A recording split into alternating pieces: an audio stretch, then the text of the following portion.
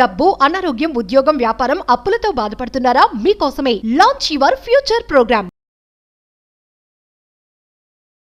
Hi hello నమస్తే welcome back to Suman TV. ప్రస్తుతం మనతో పాటు ఉన్నారు ఫ్యామిలీ కౌన్సిలర్ రజనీ రమ గారు. నమస్తే మ్యామ్. నమస్తే నవీన.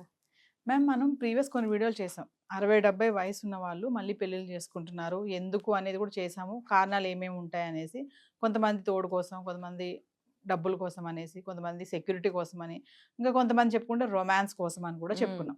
అయితే ఈరోజు నేను అడిగే క్వశ్చన్ ఏంటంటే, ఎక్కువగా మగవాళ్ళు వస్తారు ముందుకు దీనికి, సెకండ్ మ్యారేజ్ అనేటప్పటికి 60-70 వయసులో. ఈ మధ్య కాలంలో చూసుకుంటే లేడీస్ కూడా మేమేం తక్కువ కాదన్నట్టు వాళ్ళు కూడా వస్తున్నారు. మేము కూడా సెకండ్ మ్యారేజ్ చేసుకుంటాం, మాకు కూడా తోడు కావాలి, నాకు ఆస్తిపాస్తులు ఉన్నాయి, నన్ను పెళ్లి చేసుకుంటే నా ఆస్తి అంతా నీకు ఇస్తాను, ఇంత షేరింగ్ చేసుకుంటాం, ఇట్లా అంటున్నారు. అంటే సెకండ్ మ్యారేజ్ చేసుకునే ఆడవాళ్ళు ఏం విషయాలు చూసి వాళ్ళు పెళ్లి చేసుకోవాలి అంటారు? ఎక్కడ వాళ్ళు మళ్ళీ మిస్టేక్ చేస్తే మళ్ళీ ఇబ్బందులు పడతారు కదా, అది ఎంతవరకు కరెక్ట్ అంటారు? అసలు ఏం విషయాలు వాళ్ళు జాగ్రత్తగా ఉండాలి అంటే ఏం చెప్తారు? మెయిన్ కొంతమంది డివోర్స్ తీసుకున్న వాళ్ళు కూడా సెకండ్ మ్యారేజ్కి వెళ్తున్నారు. మా హస్బెండ్స్ కానీ వైఫ్స్ కానీ డెత్ పోతే కూడా సెకండ్ మ్యారేజ్కి వస్తున్నారు. ఇది రెండు విషయాలు. ఒక వైఫ్ కానీ హస్బెండ్ కానీ పోయిన తర్వాత సెకండ్ మ్యారేజ్ చేసుకోవాలనుకునే దాంట్లో ఉద్దేశం వేరు, డివోర్స్ తీసుకున్న తర్వాత ఇంకో మ్యారేజ్ చేసుకుందాం అనుకునే దాంట్లో ఉద్దేశం వేరు. ఉద్దేశం కరెక్ట్గా ఉండాలి. అప్పుడు ఏంటంటే ఈ డివోర్స్ తీసుకున్న తర్వాత సెకండ్ మ్యారేజ్ చేసుకుందాం అని ముందుకు వస్తారే, వాళ్ళల్లో సమస్యలు చాలా ఎక్కువగా ఉంటాయి. అంటే ఈ భర్తలు భార్యలు చనిపోయిన తర్వాత చేసుకునే సెకండ్ మ్యారేజెస్లో కూడా కొన్ని ఇబ్బందులు కలుగుతాయి. ఇది సరిగ్గా అర్థం చేసుకుని ముందు అడుగు వేయాలని నేను చెప్తున్నాను. మీకు ఆడవాళ్ళైనా మగవాళ్ళైనా సెకండ్ మ్యారేజ్ అవసరం ఉందా లేదా సరిగ్గా కూలంకషంగా మైనస్లు ప్లస్లు ఆలోచించుకోండి. ఒక కౌన్సిలింగ్ తీసుకోండి. First of all family members అనుమతి తీసుకోండి అని అంటే, వాళ్ళు ఇష్టం ఉన్నా లేకపోయినా వీళ్ళు చెప్పే బాధలకి వాళ్ళు సరే అని అనొచ్చు. మీరు పెద్దవారుగా మీరు ఆలోచించండి. ఇప్పుడు లైఫ్లో స్టేజెస్ ఉంటాయి కదా, బాల్యం, యవ్వనం, తర్వాత మధ్య వయసు, తర్వాత వృద్ధాప్యం, తర్వాత ఆశ్రమవాసం అని ఇలా ఉంటాయి స్టేజెస్. ఇప్పుడు ఏ వయసుకి అది అనుభవిస్తూ రావాలి అనేది ప్రకృతి ధర్మం. అంతేగాని 70 ఏళ్ళు 80 ఏళ్ళు వచ్చిన తర్వాత భర్త పోయాడు, భార్య పోయాడు, నాకు మళ్ళీ పెళ్ళి కావాలి అనేది కరెక్ట్. అంటే నువ్వు మళ్ళీ జీవితాన్ని మోక్షం వైపు ఒక ఏమంటారు, ఒక భగవంతుడికి లేకపోతే ఇంకా నాకు లైఫ్ చివరికి వచ్చాను అనే ఉద్దేశం భావన లేకుండా మళ్ళీ ముందుకు వెళ్ళాలి అనే ఆలోచన రావటం అనేది వాళ్ళ మనస్తత్వానికి ప్రతీక. నెంబర్ 1. నెంబర్ 2, నాకు ఏ దిక్కు లేదు, నన్ను చూసేవాళ్ళు లేరు, నాకు నీళ్లు పోసేవాళ్ళు లేరు, నోట్లో నీళ్లు పోసేవాళ్ళు లేరు, అందించేవాళ్ళు లేరు, నన్ను పలకరించేవాళ్ళు లేరు అని ఎక్కువగా మగవాళ్ళు కంప్లైంట్స్ చేస్తున్నారు. ఇదే సమస్య కొంతమంది ఆడవాళ్ళకు కూడా ఉంటుంది. 80 సంవత్సరాలు లేకపోతే 90 సంవత్సరాలు వచ్చిన మగవాళ్ళు కూడా సెకండ్ మ్యారేజ్ చేసుకుంటాము మాకు సహాయానికి అని కొంతమంది అడుగుతున్నారు. మరి అదే 80 ఏళ్ళు 90 ఏళ్ళు వచ్చిన ఒక స్త్రీ ఎవరిని పెళ్లి చేసుకోవాలి? ఆమె ఏం చేయలేదు, కానీ ఆమెకు కూడా ఒక సహాయం కావాల్సినప్పుడు ఆమెని ఎవరు పెళ్లి చేసుకుంటారు? ఆమెకి ఎవరు అందింపులు చేస్తారు? మంచినీళ్ళు, నీళ్ళు, పాలు, టీలు, భోజనాలు, ఆమెకి స్నానాల గదిలోకి తీసుకెళ్ళి స్నానం చేయించడం, బట్టలు కట్టడం. ఆ వయసు వస్తే ఇంకంతే కదా. కొంతమంది వాళ్ళ కాళ్ళ మీద వాళ్ళు నడుస్తారు, కొంతమంది నడవలేకపోతారు. మరి అటువంటి వాళ్ళ పరిస్థితి ఏంటి? కాబట్టి ఇవన్నీ కూడా బాగా ఆలోచించాలి. అంటే మాకెందుకు, మాది బాగుంది, మేము చేసుకోవాలనుకుంటున్నాం, అలాంటి వాళ్ళ గురించి మాకెందుకు అని రావచ్చు. అంటే వాళ్ళ గురించి మమ్మల్ని ఆలోచించమని నేను చెప్పట్లేదు, ఎవరికి వాళ్ళు ఆలోచించుకోండి అని చెప్తున్నాను. ఇప్పుడు ఒక 70-80 ఏళ్ళ వయసు ఉన్న మగవాడు ఒక స్త్రీని పెళ్లి చేసుకోవాలనుకుంటాడు. అంటే ఎంత వయసులో చేసుకోవాలనుకుంటున్నారు అన్నప్పుడు 60-65 ఏళ్ళు అట్లా అని అంటున్నారు. అంటే 65 సంవత్సరాలు వచ్చిన ఒక స్త్రీకి ఎంత ఓపిక ఉంటుంది? అన్ని విషయాల్లో నిన్ను ఫుల్ఫిల్ చేయగలుగుతుందా, సాటిస్ఫై చేయగలుగుతుందా? మీరు అన్నారు కొంతమంది మగవాళ్ళు రొమాన్స్ కోసమే పెళ్లి చేసుకోవాలనుకుంటున్నారు. ఆ వయసులో ఆవిడ రొమాన్స్లో కుదురుతుందా? అసలు మీకు కుదురుతుందా? ఇవన్నీ కూడా మీరు ఆలోచించుకోవాల్సిన విషయాలు. 65 సంవత్సరాలు పైబడిన స్త్రీ అంత శక్తి ఉంటుందో ఉండదో, వంట చేసే శక్తి, ఇంట్లో పనులు చేసే శక్తి, నీకు బెడ్లో షేర్ చేసుకునే శక్తి, ఇవన్నీ ఉంటాయా లేదో తెలియదు. అలానే నువ్వు 45, 40, 35 ఏళ్ల వయసు అమ్మాయిని చేసుకుంటే సమాజం మిమ్మల్ని ఏ రకంగా చూస్తుందో అది మీకు తెలుసు. అలా ఎవరైనా అలాంటి అమ్మాయిని చేసుకోవాలన్న ఆలోచన ఎవరికన్నా ఉంటే అలాంటి అమ్మాయిలు మీ దగ్గర మీరు కోరుకున్నట్టు ఉండరు. మీ ఆస్తిపాస్తులు తీసుకుని ఆవిడ జంప్ చేస్తుంది. కాబట్టి స్త్రీలు కూడా ఆలోచించుకోవాలి. మనం ఒకవేళ సెకండ్ మ్యారేజ్ చేసుకోవాలని అనుకుంటే ఏ పరిస్థితిలో చేసుకోవాలనుకుంటున్నాము? దిక్కుమొక్కు లేదు. మీరు అన్నట్టు కాస్త కోస్త ఆస్తిపాస్తులు ఉన్నాయి.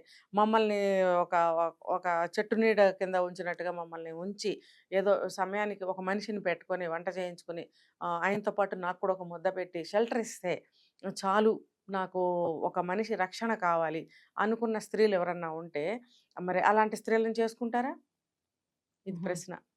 కాబట్టి ఈ స్త్రీలు ఆలోచించుకోవాలి. ఈ ప్రశ్న ఇద్దరికి, మగవాళ్ళకి ఆడవాళ్ళకి కూడా, ముఖ్యంగా చేసుకోవాలనుకుంటున్న స్త్రీలకి మరీ ముఖ్యంగా ఈ ప్రశ్న. అంటే ఆ వయసులో మేడం మీరు ఇలాంటి సమస్యలు వస్తాయని చెప్తున్నారు. ఓకే, పెళ్లి చేసుకోకుండా పోనీ సహజీవనం చేస్తామని కొంతమంది ఉంటున్నారు. పెళ్లి వద్దు, ఫ్రెండ్లీగా ఉందాం, సహజీవనం చేద్దాము, ఇష్టమైనప్పుడు ఉంటాం, కష్టమైనప్పుడు మళ్ళీ విడిపోదాం అని అంటున్నారు. అది ఎంతవరకు కరెక్ట్ అంటారు? అందులోనే ఉంది సమాధానం. అది కరెక్టా? ఇష్టమైన రోజులు ఉంటాం, విడిపోతాం అంటే అది ఎందుకు చేసుకున్నారు? ఆ ఉద్దేశం ఏమైంది అక్కడ? ఇష్టమైన నాళ్ళు ఉండి విడిపోదాం అనుకోవటానికి మీరు ఏమైనా ఎంగేజా? ఆ వయసు ఏంటి? ఆ వయసులో మీరు మళ్ళీ విడిపోతే మళ్ళీ ఎక్కడికి వెళ్ళాలి ఇద్దరు? మళ్ళీ ఏం చేయాలి? నేను చెప్పేది ఏంటంటే ఫ్యామిలీ మెంబర్స్, పిల్లలు ఎవరైతే ఉన్నారో వాళ్ళు ఏం చేయాలి? అప్పటి వరకు భార్యాభర్తలు కలిసి అమ్మా నాన్న ఇద్దరు ఉన్నారు. ఇప్పుడు అమ్మగాని నాన్నగాని లేరు. రెండో వాళ్ళు ఒంటరి అయినప్పుడు ఫ్యామిలీ బాధ్యత ఏంటి? ఆ పిల్లల బాధ్యత ఏంటి? మేము ఉన్నాము ఆ ప్లేస్లో, మీకు ఏ లోటు తెలియనీయకుండా మేము చూసుకుంటాము అని అనగలగాలి. అన్న పిల్లలు ఉంటే కూడా అడ్జస్ట్ అవ్వని పేరెంట్స్ ఉన్నారు. ఎగ్జాంపుల్ అత్తగారిని తీసుకుందాము. ఆవిడ ఎంత వయసు వచ్చినా కొడుకు కోడలకి తగాదా పెట్టాలని చూస్తుంది, కోడల్ని ఏదో ఒకటి పిన్ చేయాలని చూస్తుంది. ఎంత చేసినా ఇంకా ఏదో లోటు వెతుకుతుంది. వచ్చేపోయే చుట్టాలకి కోడల మీద చాడీలు చెప్తుంది అక్కడ ప్రాణం పోయే వరకు. మరి నువ్వు ఈ లక్షణంతో ఉంటే పిల్లలు ఎలా చూస్తారు? మరి అలా అని చెప్పి నువ్వు ఆ వయసులో ఇంకో పెళ్లి చేసుకుంటే అక్కడ నీకేం గ్యారంటీ ఉంది? అవునా కదా? నీ దగ్గర ఏదో కొంచెం ఎంత ఆస్తుంటే వాళ్ళు మంచివాళ్ళో చెడ్డవాళ్ళో నువ్వు ఇవాళ నుంచే చూస్తున్నావు. నీ చనిపోయిన భర్తతో నువ్వు 40 ఏళ్ళు 50 ఏళ్ళ కాపురం చేస్తే ఆయన గురించి నీకు తెలుస్తుంది. ఈ రోజే వచ్చిన ఆ పెద్ద మనిషి ఒక మనస్తత్వం, స్వభావం ఏంటో నీకు తెలియదు కదా. ఆయన మంచితనా కాదని నీకు తెలీదు. నమ్మి వస్తావు. నీ ఆస్తిపాస్తులు కూడా ఉన్నాయి. నాకు ఏదన్నా మంచి చెడ్డ చూడాలంటే నా డబ్బు నాకుంది. కేవలం నాకు ఒక షెల్టర్ ఇస్తే చాలు, నాకు ఒక మనిషి ఏమంటారంటే ఒంటరిగా ఉండకుండా కావాలి అనుకుని వచ్చినప్పుడు అవతల మనిషి కూడా మోసం చేయకుండా, ఈ ఆస్తి తీసుకుని పారిపోకుండా జాగ్రత్తగా ఆవిడ కడవూపురు వరకు కాసుకుని ఉంటాడా? లేదు. పెళ్లి చేసుకున్న తర్వాత మళ్ళీ ఇద్దరిలో ఎవరో ఒకళ్ళు ముందు చనిపోతే పరిస్థితి ఏంటి? ఇవన్నీ బాగా ఆలోచించుకోవాలి. దీనికి నేను ఫస్ట్ రెమెడీ ఏం చెప్తానంటే, పిల్లలు ఎవరైతే ఉన్నారో వాళ్ళు ఈ ఒంటరి మనిషిని మంచిగా ఆ లోటు లేకుండా చూసుకోవాలి. వీళ్ళు కూడా ఏ వయసుకి ఆ మనస్తత్వాన్ని అలవాటు చేసుకోవాలి. స్టేజెస్ నేను చెప్పాను. ఇప్పుడు స్టేజ్ ఏంటి? కొడుకులు, కోడళ్ళు, కూతుళ్ళు, అల్లుళ్ళు, వాళ్ళకున్న పిల్లలు, మునిమనవాళ్ళు ఉంటే మునిమనవాళ్ళు, వీళ్ళందరితో నువ్వు జీవితాన్ని ఆనందంగా గడపమని నీకు భగవంతుడు ఒంటరితనం ఇచ్చాడేమో. ఇప్పటి వరకు భర్త సేవలతోటి, ఇంటి సేవలతోటి అలసిపోయిన స్త్రీకి వాళ్ళ నీడలో ఉండి ఆ పిల్లలతో ఆడుతూ పాడుతూ సరదాగా సంతోషంగా ఒక ఆధ్యాత్మిక భావనలో కూడా ఉండి కడజీవితాన్ని మీరు మోక్షం వైపు తీసుకెళ్తూ ఆ పాత్రని కూడా ఆనందంగా గడపమని చెప్పి భగవంతుడు నిర్ణయించే ఉంచాడు. మీరు అటువంటి లైఫ్ను కోరుకోకుండా వాళ్ళే చూసుకుంటారు, మమ్మల్ని చూడరు అని ఒక కాంప్లెక్స్ని పెంచి పోషించుకుంటూ ఉంటారు. మనం వాళ్ళల్లో కలవలేకపోతాం. నా భర్త ఉంటే నన్ను ఇలా చూసేవాడా, నా భార్య ఉంటే నన్ను ఇలా చూసేదా అన్న ఆలోచనలోనే ఉంటారు తప్ప వాళ్ళలో కలవలేకపోతారు. వీళ్ళలో ఒంటరిగా ఉండటం వల్ల ఫ్యామిలీ కూడా ఏం చేస్తారంటే ఆయన ఎంత కలుపుకున్నా వాళ్ళు కలవట్లేదు, ఏదో టైంకి ఇంత పెడతారు, చూస్తారు, ఇక వాళ్ళ గోళ్ళ వాళ్ళు ఉంటారు. అది కూడా మనమే అలవాటు చేస్తాం. కాబట్టి మనం కూడా వాళ్ళలో కలవటానికి ప్రయత్నిస్తూ ఉండాలి, కలుస్తూ ఉండాలి. వాళ్ళు కూడా కలుపుకుంటూ ఉండాలి. తిన్నా తాగినా ఏం చేసినా మంచి మాట అన్నీ కూడా కలిసి చేసుకుంటూ ఉంటే ఆ ఒంటరితనం అనేది రాదు. ఎవరు పంచనో వెళ్ళి మోసపోతామో లేకపోతే సక్సెస్ అవుతామో తెలియని ఒక షెల్టర్లోకి వెళ్ళడం కంటే ఇది చాలా బెస్ట్. ఇప్పుడు మీరు కన్న బిడ్డలు వాళ్ళు. ముందు భార్య కూడా ఎక్కడి నుంచో వస్తేనే మీకు భార్య భర్త అయింది. ఏదో వేరే ఊరు, వేరే అమ్మ కన్న బిడ్డనే మీరు పెళ్లి చేసుకుంటారు. కానీ ఇక్కడ వీళ్ళు మీరు కన్న బిడ్డలు, మీ రక్తం, మీరు మీ యొక్క ఎథిక్స్తో, వాల్యూస్తో, వ్యక్తిత్వంతో పెంచినటువంటి బిడ్డలు మీరు. ఎంతో కొంత మీ లక్షణాలు మీ పిల్లలకు వస్తాయి, మీ భర్తకు రావు. సహజీవనంలో ఏమన్నా కొన్ని అలవాటు చేసుకుంటే తప్ప మీ లక్షణాలు మీ భర్తకు రావు, మీ పిల్లలకు వస్తాయి.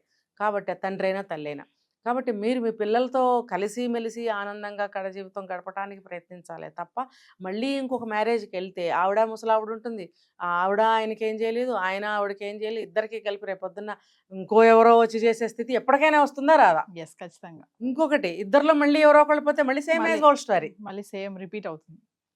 ఫలితం ఏంటి? ఎస్. మీరు మీ ఉద్దేశం ఏమైనట్టు అక్కడికి? కాబట్టి సెకండ్ మ్యారేజ్ చేసుకోవాలనుకునే వాళ్ళు ఇవన్నీ ఆలోచించండి. ఇది ఇది ఒక కౌన్సిలింగ్ అనమాట, నేను ఈ ముఖంగా ఇస్తున్నా. మీరు అన్నీ ఆలోచించుకోండి. ముఖ్యంగా తల్లులు కానీ తండ్రులు కానీ ఒంటరిగా మిగిలిపోయిన వాళ్ళు తేడా భావాలు ఫ్యామిలీ పట్ల పెట్టుకోవద్దు. నా పిల్లలు నా వాళ్ళని కలవండి. ఆ పిల్లలు కూడా గట్టిగా చెప్తున్నాయి మాట, ఆ పిల్లలు కూడా మా నాన్న మా అమ్మ అనుకుని చూడండి. అప్పుడు మా నాన్న రెండో పెళ్లి చేసుకుని వెళ్ళిపోయాడు, మాకు అసహాయం వేసింది, మేము మాట్లాడడం, వాళ్ళ ఇంటికి మేము వెళ్ళడం అంటున్నారు. ఇప్పుడు ఆ పరిస్థితి మీరే తెచ్చుకుంటున్నారు. ఎస్. ఎందుకు తెచ్చుకోవాలి? మీరు ఇలా చూసినట్టయితే వాళ్ళ ఒంటరితనం ఫీల్ అవ్వరు కదా, ఫీల్ అవ్వరు. మీరు అందరూ కలిసి వెళ్ళరు కదా అసలు. ఆ ఆస్తి ఎవరికో ఆయన ముందుగానే రాస్తే గానీ మా అమ్మాయిని ఇవ్వమని అవతల వాళ్ళు అంటే సెకండ్ మ్యారేజ్ జరుగుతుంది. అదేదో ఎవరికో రాసే బదులు మీరు సరిగ్గా ఉంటే మీకే వస్తుంది కదా. ఎందుకు మీరు బెషజాలకి పోతున్నారు, అహానికి పోతున్నారు, అంతంత ప్రైవసీలు ఎందుకు కోరుకుంటున్నారు? రేపొద్దున మీరు ఇదే వయసుకు వస్తారు. ఎస్. ఏదన్నా అత్తమామల్లో కానీ కోడలు కొడుకు కూతురు అల్లుళ్ళో ఎవరిలో ఏ తేడాలు ఉన్నా కూడా అందరూ సరి చేసుకోవడానికి ప్రయత్నించి కలిసి ఉండటానికి ప్రయత్నించండి అని నేను చెప్తున్నాను. ఎస్. Thank you ma'am.